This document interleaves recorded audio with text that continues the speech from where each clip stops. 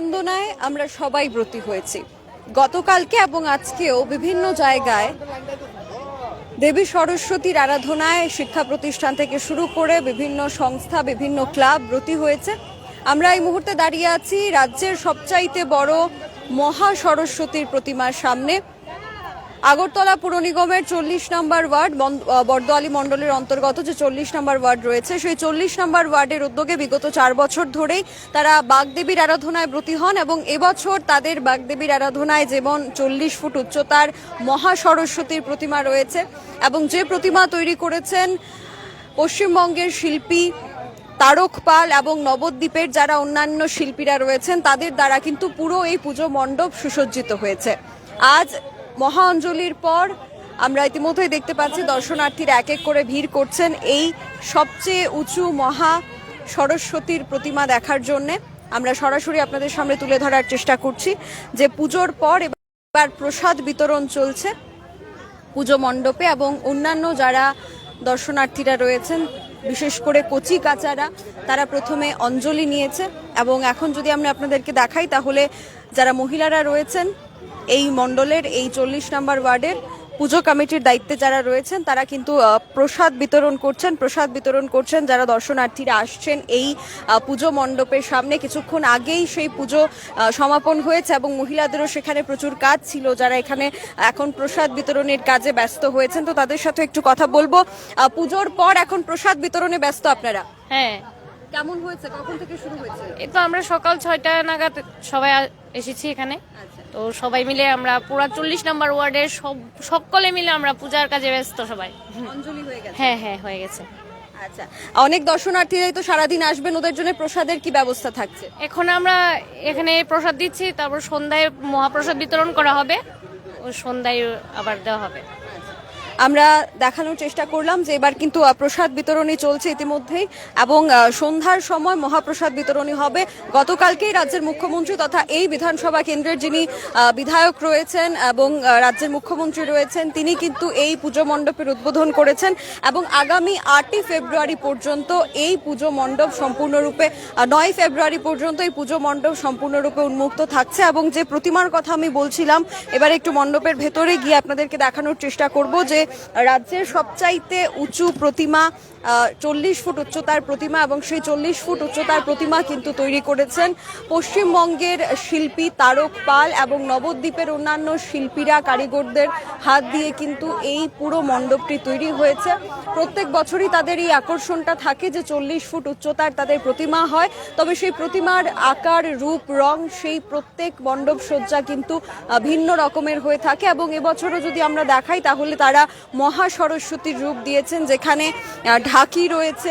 বিদ্যালয়ের যারা ছাত্রছাত্রীরা যাদের জন্য এই পুজোর আয়োজন করা হয় সেখানে আরও একটি প্রতিমা মায়ের যেখানে পুজো করা হয়েছে এবং তার পাশাপাশি অন্যান্য যারা দর্শনার্থীরা রয়েছেন তারা কিন্তু এখানে এসে এই পুজো মণ্ডপে এসে ইতিমধ্যে আসতে শুরু করেছেন। আমরা সরাসরি আপনাদের সামনে দেখানোর চেষ্টা করছি এবং পুজো কমিটির যারা সেখানে সদস্যরা রয়েছেন তাদের সাথে আমরা কথা বলে জানবো যে আগামী 9 ফেব্রুয়ারি পর্যন্ত তাদের যে আয়োজন, সেই আয়োজনে আর কি কি বিষয় বিশেষত্ব রয়েছে সেটা আমরা আপনাদেরকে দেখাবো। ইতিমধ্যেই কিন্তু এই পুজো প্রাঙ্গণের পাশাপাশি সেখানে নাগরদোলা থেকে শুরু করে অন্য ধরনের একটি ব্যবস্থা করা হয়েছে।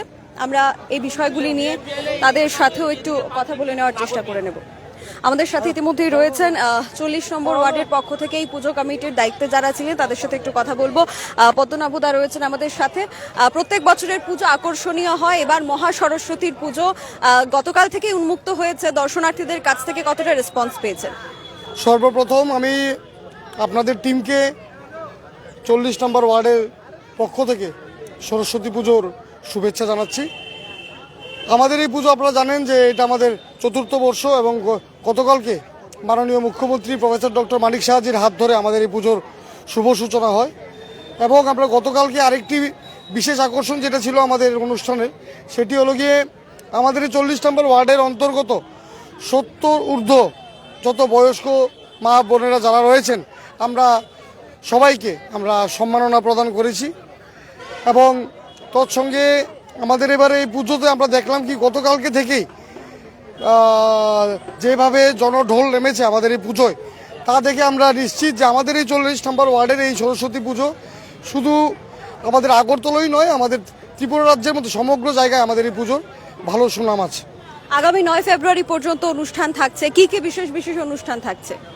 আমাদের প্রত্যেক বছরের নেই, এবারও আমরা যেই সংস্কৃতি আমাদের ত্রিপুরা রাজ্য থেকে আস্তে আস্তে বিলুপ্ত হয়ে যাচ্ছে, এই যে যাত্রাপালা, আমরা আবারও 2 দিন যাত্রাপালা থাকবে। তার মধ্যে আছে নটে বিনোদিনী এবং বাবা তারকনাথ, তাছাড়া রয়েছে বাউল সঙ্গীত, তাছাড়া ছোট থেকে শুরু করে বয়স্ক যারা বয়োজ্যেষ্ঠ যারা রয়েছেন সবার কথা মাথায় রেখে আমরা বিভিন্ন রকম বিনোদনমূলক আমরা অনুষ্ঠান ব্যবস্থা করেছি। রয়েছে আপনার যুবাদের জন্য যেটা শেষ দিন 9 তারিখ একটি আধুনিক যেটা অর্কেস্ট্রা বলে, এবং আমাদের এলাকার এবং এলাকার বাইরে যারা দর্শনার্থীরা যারা আছেন, যারা মা বোনেরা যারা আসবেন, ওনাদের জন্য রয়েছে বিশেষভাবে উলুধ্বনি থেকে শুরু করে শঙ্খধ্বনি অনুষ্ঠান, তাছাড়া মিউজিক্যাল চেয়ার, বিভিন্ন রকম অনুষ্ঠান আমরা, এবং তাছাড়া রয়েছে পুতুল নাচ, মূকাভিনয়, এবং বাচ্চাদের জন্য রয়েছে যেমন খুশি তেমন সাজো, বিভিন্ন রকম অনুষ্ঠান। আমরা একদম ছোট থেকে শুরু করে বয়োজ্যেষ্ঠ সবাইকে নিয়ে সবার কথা মাথায় রেখে আমরা বিভিন্ন রকম অনুষ্ঠান নিয়ে আমরা আমাদের এই পুজোটা সম্পন্ন করব। আপনাদেরও শুভেচ্ছা রইল, ধন্যবাদ। একেবারেই 9 ফেব্রুয়ারি পর্যন্ত নানা জাঁকজমকপূর্ণ আয়োজন থাকছে এই 40 নম্বর ওয়ার্ডে, এবং সেই জাঁকজমকপূর্ণ আয়োজনের পাশাপাশি আজ থেকে পুজোর পর সেখানে নানা অনুষ্ঠান শুরু হয়েছে। গতকাল অর্থাৎ 2রা ফেব্রুয়ারিতেই কিন্তু সরস্বতী দেবী, যার উচ্চতা 40 ফুট, তার উদ্বোধন করেছেন রাজ্যের মুখ্যমন্ত্রী প্রফেসর ডক্টর মানিক সাহা। ওনার হাত ধরে এই পুজোর উদ্বোধন হয়েছে, এবং আমরাও সরাসরি আপনাদের সামনেই আপডেট নিয়ে রয়েছি। এখনকার মতো বিদায় নেব। ক্যামেরায় অলোকের সাথে আমি সুজাতা, দা সোশ্যাল বাংলা।